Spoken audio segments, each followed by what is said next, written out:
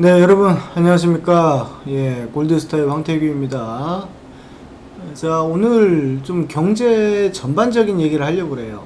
예를 들면은 인플레이션이나 금리, 그다음에 미국에 대한 경제, 세계 경제, 우리나라 경제, 여러 가지 빚에 대한 채무에 대한 얘기, 전반적인 거 다 할 겁니다. 하는데 이제 간략하게 여러분들한테 디테일하게 설명을 드릴 수 있는데, 그러면 시간이 많이 소요되다 보니까 간략하게 한번 설명을 드리도록 할게요. 요즘 최고 이제 이슈가 되는 부분이 뭔지부터 좀 말씀을 드릴까 합니다.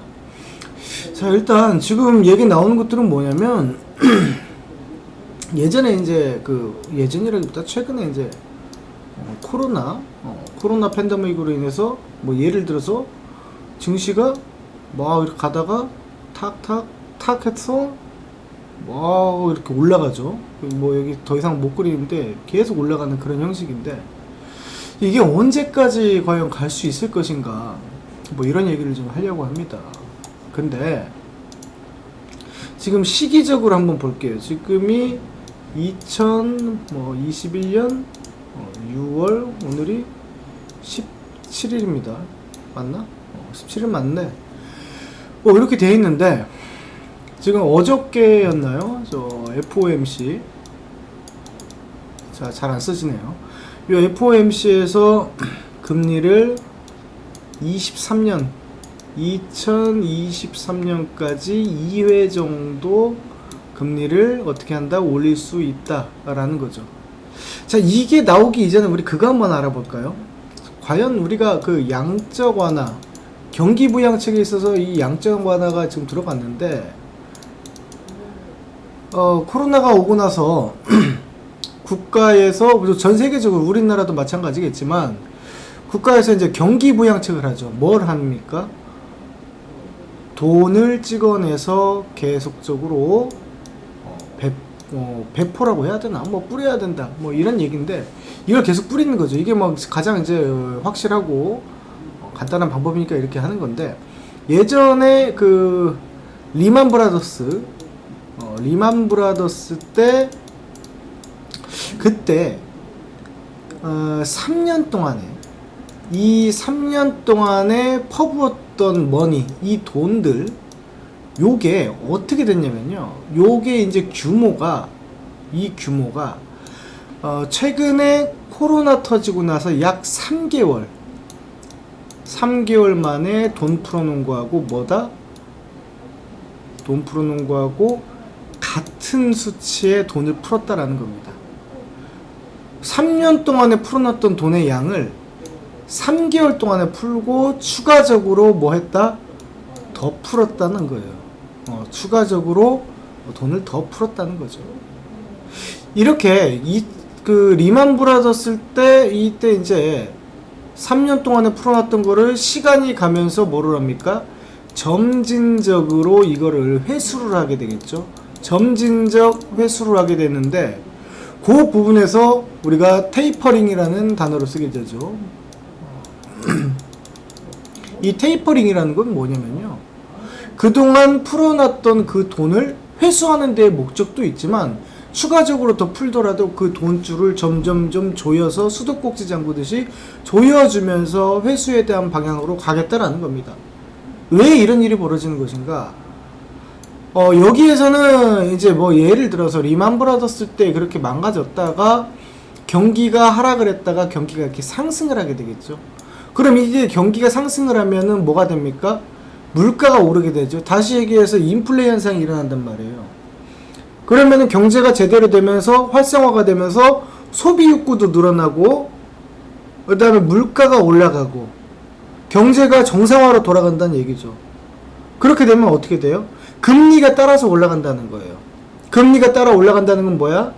주택담보대출이든 신용대출이든 하여튼 그 대출에 대해서도 금리가 대출에 변동금리가 적용되기 때문에 그것도 같이 올라간단 말이에요.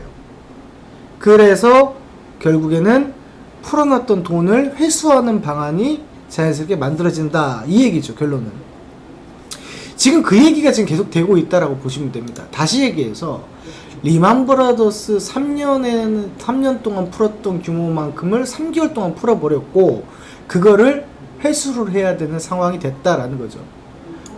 이게 어떤 거하고도 관련이 있냐면은 우리가 지금 코로나가 이제 백신 개발이 되면서 접종률이라는 게 우리나라 같은 경우는 4명꼴 중에 현재 1명꼴이 백신이 완료됐다고 그러고, 미국 같은 경우는 뭐 대략 한 70% 정도 백신이 완료됐다고 합니다. 그러면은 결국에 언젠가는 이게 뭐 완료가 되겠지. 자, 그러면 완료가 되면은 이 완료되는 타이밍에 뭐가 됩니까? 양적 완화에 대한 축소 들어가고, 테이퍼링 들어가고, 금리가 오르고, 물가도 오르고, 이렇게 된다는 거예요. 이해되셨어요? 그럼 백신이 완료되는 시점에 뭐가 된다?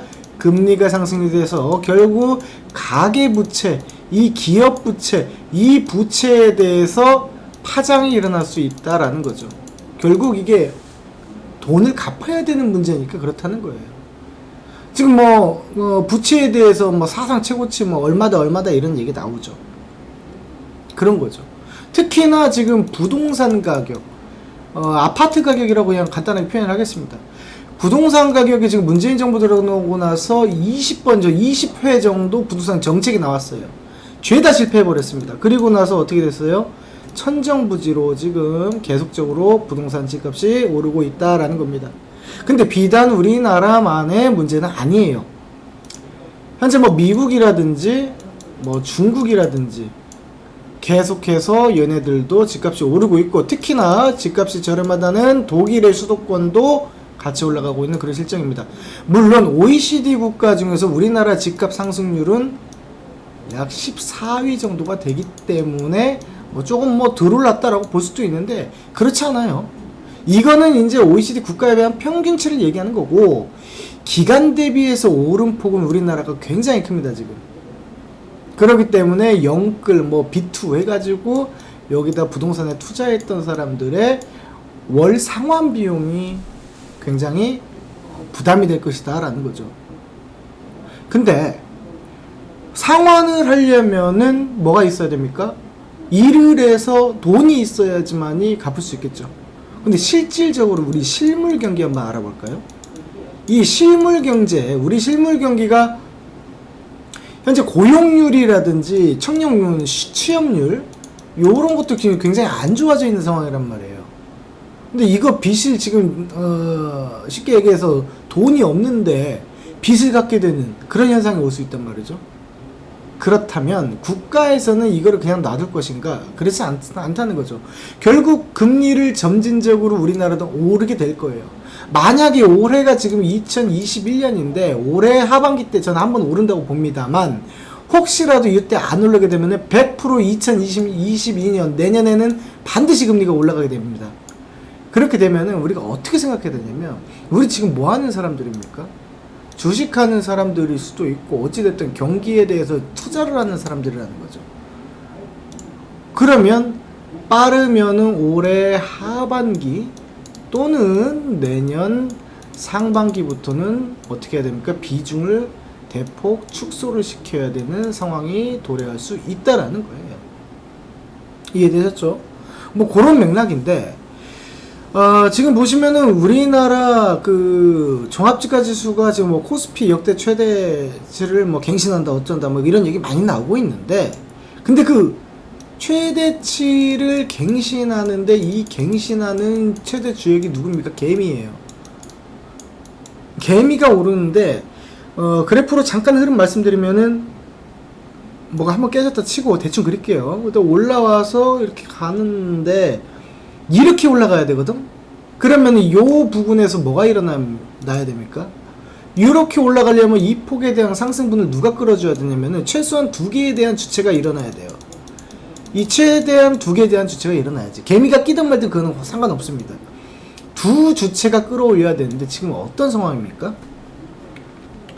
개인 혼자서 지금 끌어올리기 때문에 요 모양이 나오지 않고 현재 어떻게 되고 있어요? 이렇게 올라가고 있다. 이러고 있다. 이게 올라간다고 지금 언론에서 떠들어대는 거야 지금. 이렇게 간다고. 이런 거는요 지금 힘이 없어요. 이거 다시 깨집니다. 그래봐야 잘해봐야 요 정도의 틀에서 박스권 그리다가 뭐 하나 살짝만 터지면 그대로 꼬꾸라집니다 이거. 그런 상황이 지금 현재 벌어지고 있다라는 거예요. 그렇기 때문에 지금 요즘 시장 트렌드 자체가 지금 어떻게 흘러가냐면요, 정치 테마주 그리고 개별주 위주로 올라가는데, 이 개별주조차도 정치 테마주에 엮어서 보내는 그런 상황이고, 우량한 종목들은 지금 뭐 소위 얘기하는 우량주들은 전혀 지금 올라가고 있지 않아요. 다만 이제 플랫폼 사업을 하는 카카오라든지 네이버라든지 요네들만 지금 움직이고, 나머지 개들은 지금 다 죽쓰고 있다라는 얘기입니다. 뭐 물론 뭐 해운주 올라가는데 그런 얘기 할 수 있겠죠. 근데 해운주 다 갔어요 이제. 자, 다 갔기 때문에 해운주는 지금 얘기를 좀 꺼내지 않도록 하겠습니다. 저번 주에 이미 다 해운주는 종 쳤습니다. 그렇게 됐는데, 어찌됐든 지금 상황에는 요 정치 테마주하고 개별주 위주, 중소형주 위주로 순환매가 들어가고 있는 장이다라는 거죠. 요거 좀 체크 포인트니까 체크를 해주셨으면 좋겠고, 자, 그러면은 지금 자산 가격에 대한 상승 얘기를 잠깐 해보도록 할게요. 이 자산 가격에 대한 상승이란 무엇인가? 자, 하나씩 살펴보도록 하겠습니다.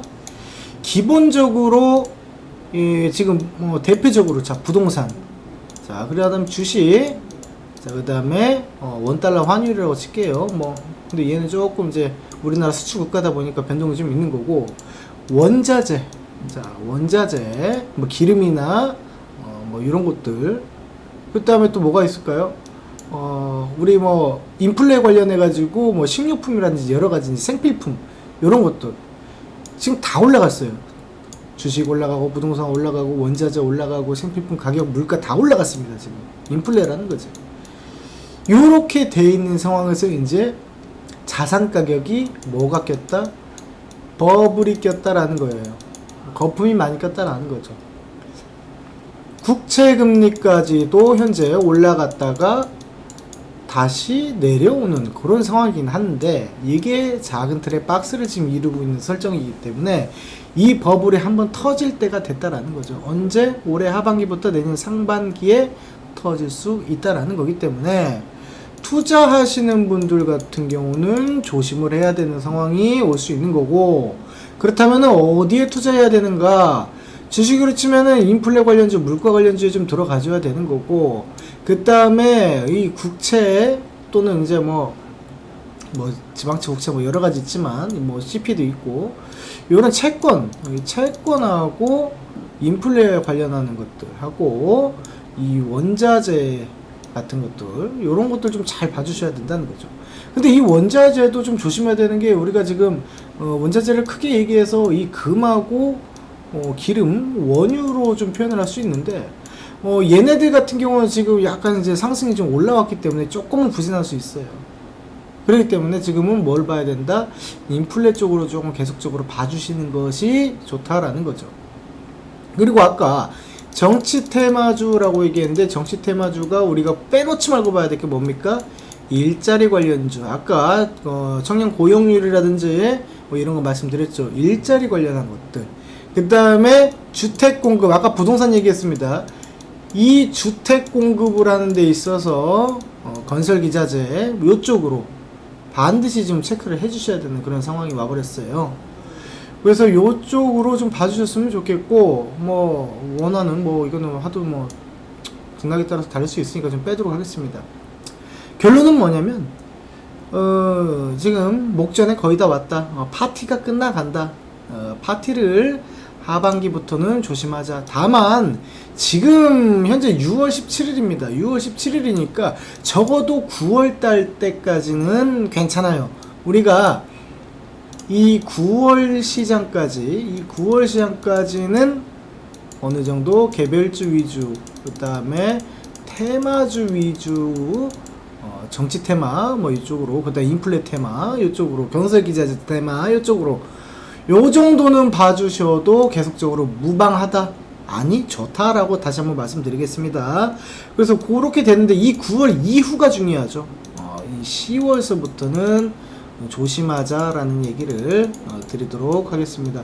그렇게 해서 여러분들이 현재 경제 상황 세계적으로 어떻게 움직이고 있는지, 우리나라는 또 어떻게 되는 것인지 간략하게 짚어본 거예요. 사실 디테일하게 뭐 이거는 어떻고 저거는 어떻고 상관관계가 어떻게 되고 설명하다 보면 할 것도 너무 많기 때문에 대략적으로 제가 말씀드린 겁니다.